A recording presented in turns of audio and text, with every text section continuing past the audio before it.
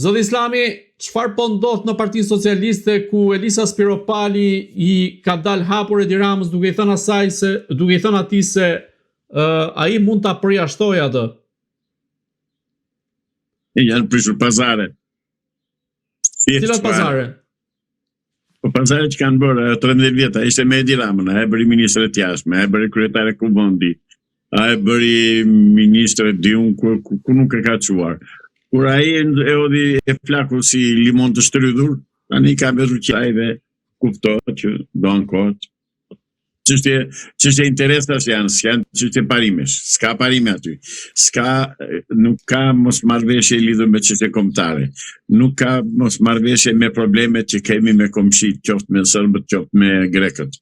Asnjë gjë, thjesht janë pazaret të tyre, pazaret e pista që kanë bërë të rjetën bashkë. Dhe ishte ai Edi Rama që atë bëri ministre të jashtme, pas një lloj, nuk e di se çfarë të them tani, eksperiencë. E bëri kryetare të kuvendit thjesht për të thënë yes men, dhe Edi Rama dihet, jo Edi Rama, po gjithë komunistët në parimin, në punën e tyre nuk njohin kundërshtim, nuk njohin mendim të kundërt, duan vetëm yes men. Pikërisht prishja e raportit yes men e bëri atë zonjë krye si e ka ajo Spiropali e bëri që të harroj Skënderbeun e saj, që thoshte ky Skënderbeu. Ku ka Skënderbeun zonja Spiropali? Tani kur ishte Skënderbej, atëherë apo tani? Dhe kur nuk ishte Skënderbej, po atëherë apo tani? Pra janë gjëra pa vlerë që i kanë brenda nuk në asnjë pesh kundërshtimi i Spiropalit lidhur me marrëveshjet me Ramën, me bashkëpunimin me Ramën. Po çfarë fshihet në këtë përplasje mes Edi Ramës dhe Spiropalit, teksa edhe në mbledhjen e fundit të grupit parlamentar të Partisë Socialiste ka pasur një farë përplasje midis tyre ku Edi Rama nuk e ka lejuar atë që të replikojë gjatë kësaj mbledhje.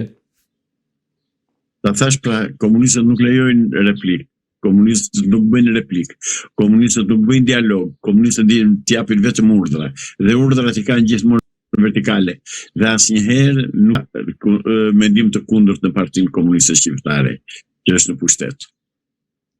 Po çfarë fshihet pas gjithë këtij debati? Interesat e tyre, interesat e saja, interesat e atij Palloshit, që i thot ajo Belinda. Është një rivalitet që kishte kjo edhe që ka akoma me Belinda Ballukun. Janë 501 pislëqe të komunistëve, që komunistët nuk e qëndorën na pislëqet. Me pislëqe e filluan, me pislëqe vazhdoi. Në këtë rast, a ka një grup që mund ta godas Edi Ramën brenda Partisë Socialiste? Absolutisht jo. Ai të tërë ka bler, i ka arkuar, i ka ushqyer, ka zënë gojën me prona, me para, me të tëra, dhe asnjë nga ata nuk ka gojë të flas. Ka korruptuar të tëra ai. Të gjithë grupi parlamentare ka të tija. Po Elisa Spiropali, te cili grup bën pjesë, nëse mund ta klasifikojmë në këtë mënyrë, bën pjesë e grupi Erion Veliajt, apo s'ka asnjë grup që ka një farë kundërshtie ndaj Edi Ramës? Thjesht e kanë pazaret me Edi Ramën, s'ka grupa, s'ka marrë pjesë ajo në lidhje me Erion Veliajt, se s'ka reaguar kur u arrestua Erion Velia. Asnjë lidhje s'ka. Duke qenë se ajo vjen nga mjafti, prandaj. Mjafti që e ndërtoi Sorosi, ashtu siç deshi Sorosi, dhe u ka ta ndis tani po koshi gjithël. Zoti Islami, nga mënyra se si po qeverisë Edi Rama, por edhe atë çfarë po ndodh brenda Partisë Socialiste, mund të themi se ka sinjale të cilat tregojnë se Edi Rama po shkon drejt fundit të tij? Edi Ramës fundin do t'ja caktoj vetëm Illuminati, vetëm Sorosi, vetëm masoneria amerikane. Nuk ka fund nga shqiptarët Edi Rama. Në Shqipëri, Edi Rama rron 100 vjet të tjera akoma, nëse do ketë jetë. Nuk ka kushtar zoj në Shqipëri. Edhe ata që ka që një kundërshtie brendshme, se thua, që mund të vinte nga partia E tia, ata të thashë që në fillim i ka kastruar, i ka ushqyer të tërë. Nuk ka rrezik nga brenda Edi Rama, e di mirë këtë gjë, prandaj meti në avion natë ditë 24 orë në 24 aty e ke në avion, pse se e ka të sigurt që këtë se gjë. Zoti Islami, ndërkohë në Partinë Demokratike ka nisur procesi për zgjedhjen ose më saktë paraqitjen e kandidaturave që do të garojnë për kreun e Partisë Demokratike, po ndërkohë ka pakënaqësi të ndryshme qoftë nga ana e Salinjanit apo dhe kandidatëve të tjerë.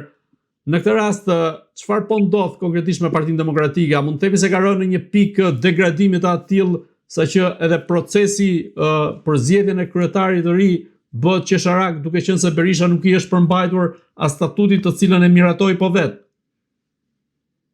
Sa kohë që në krye të Partisë Demokratike do vazhdoj ose dhe si antar i thjesht jetoj në Partinë Demokratike Sali Berisha, as mos prisni që Partia Demokratike të bëhet parti opozitare. Sepse në Partinë Demokratike nuk ka ideale, ka interesa, nuk ka program, ka interesa, nuk ka asnjë gjë që të kërkoj dhe të fitoj mbështetjen e popullit. Nuk e do më njeri Partinë Demokratike se i pan që s'janë Parti Demokratike, po janë komunistë të pakënaqur. Dhe thjesht luftojnë për të ngrënë ndonjë kockë tani të tërë. Mirë po kocka Sali Berisha se i ka mbajtur për vete kocka edhe tul, kështu që as mos prisni që në Partinë Demokratike të ketë ndonjë lëvizje. Harrojeni. Është një parti e mbaruar, që s'është parti, është thjesht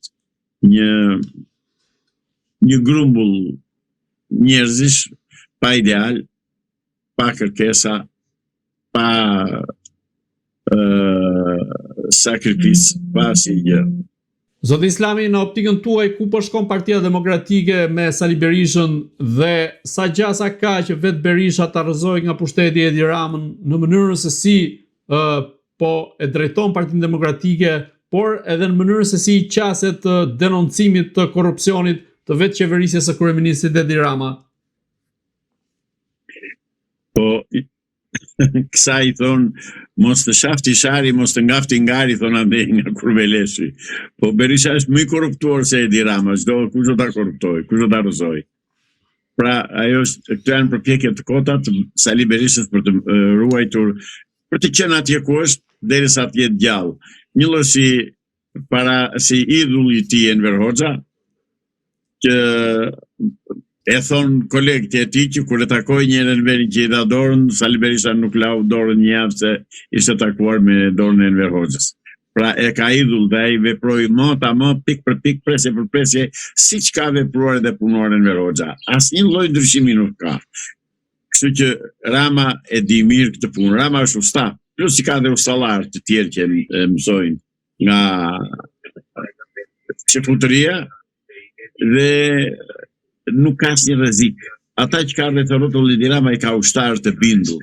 Edhe ai i ka ushqyer, ata u ka dhënë dhe janë milionerë dhe ata, janë milionerë të tërë, kështu që ata kanë humbur mbështetjen e popullit. Populli nuk i do më se i shikon, dhe populli ditë për ditë shkonin në autobus, shkonin në rrugë, shkonin ku të doni, thonë, të dy një lloj janë, thonë. Qytetarë të thjeshtë, njerëz të pa angazhuar as gjikundi, janë një lloj, thonë, përse ti diskutojmë fare, si njëri dhe tjetri se njëjta gjë. Pra, vim të konkluzioni që kam thënë që është partia e punës në pushtet. Asnjë pikë ndryshimi s'ka. Topi se luan këtë që kam thënë. Zoti Islami, sot është mbajtur në gjykatën e posaçme procesi për dosjen e privatizimit të e-sport klub Partizanit në periudhën e qeverisjes së Berishës, pra kur Berisha ishte kryeministër. Dhe ndërkohë sot ka qenë dëshmitar edhe vetë Tauland Balla, i cili ka qenë një nga iniciuesit dhe kallëzuesit kryesor të këtij procesi, pra të kësaj dosje kundrejt Sali Berishës dhe dhëndrit të tij. Në këtë rast ku vetë Balla ka dëshmuar sot se ky ishte një rast korrupsioni dhe kur është pyetur për Ballukun e ka mënjanuar, ka thënë se rasti i Ballukut nuk ishte korrupsion. A mendoni se procesi që ka të bëjë me privatizimin e e-sport klub Partizanit mund ta fus, po themi, në një hulli tjetër, duke qenë se pritet të thirret edhe Edi Rama? Do bëjnë pazare, siç i kanë bërë deri tani.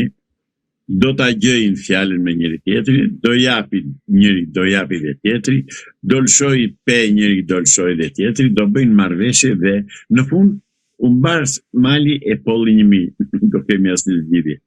Pallati i Sportit Partizani, ajo, mirë them, tereni i Sport Klub Partizanit është privatizuar, ka mbaruar ajo punë, janë ngritur kullat atje, s'kthehen më mbrapsht ato. Kështu që nuk e blen fare ta diskutojmë këtë gjë. Është bërë ajo marrëveshje. Po sa i përket faktit që pritet të thirret dhe Edi Rama si dëshmitar në këtë proces gjyqësor, duke qenë se ai ka qenë kryetar i Bashkisë Tiranës në atë periudhë dhe ka hedhur dhe firmën sa i përket privatizimit të Sport Klub Partizanit në këtë rast. Ja thash pra do merren vesh tash, duke qenë se ai ka qenë kryetar bashkie dhe ka dhënë ai lejen e ndërtimit atje. Kuptohet ja ka dhënë në këmbim të diçka i Sali Berisha, se Edi Rama nuk t'i jep gurin e vdekjes pa interes. Pra janë marrë vesh që atëherë, ndaj them unë që nuk presas asnjë, se janë marrë vesh me kohë, është shitur ai objekt. Pra sipas e gjitha është një teatr. Tamam, një si thon, një komedi. Një komedi e pështirë. Komedi tipike komuniste që duan të largojnë vëmendjen nga problemet e mëdha që ka Shqipëria sot, boshatisja e vendit, vjedhja e pronave, vjedhja e tjersës së shqiptarëve, grabitja e naftës, falja e naftës dhe çmimet monstruoze që kemi ne në krahasim me të tjerë, edhe merren me pallatin e Sportit Partizanit. Pse nuk merren me atë Sport Klub Partizanit? Pse nuk merren me çmimin e naftës? Se nuk del Sali Berisha edhe të protestojë për çmimin e naftës. Po thot një fjalë të lëshon nga një shashke dhe ikën, për të thënë që ja unë e kritikova. Jo zotëri janë bashkë dhe e mbyllim këtë çështje se ata janë bashkë, nuk ka vënë për të ndarë aty njëri nga tjetri, harrojeni.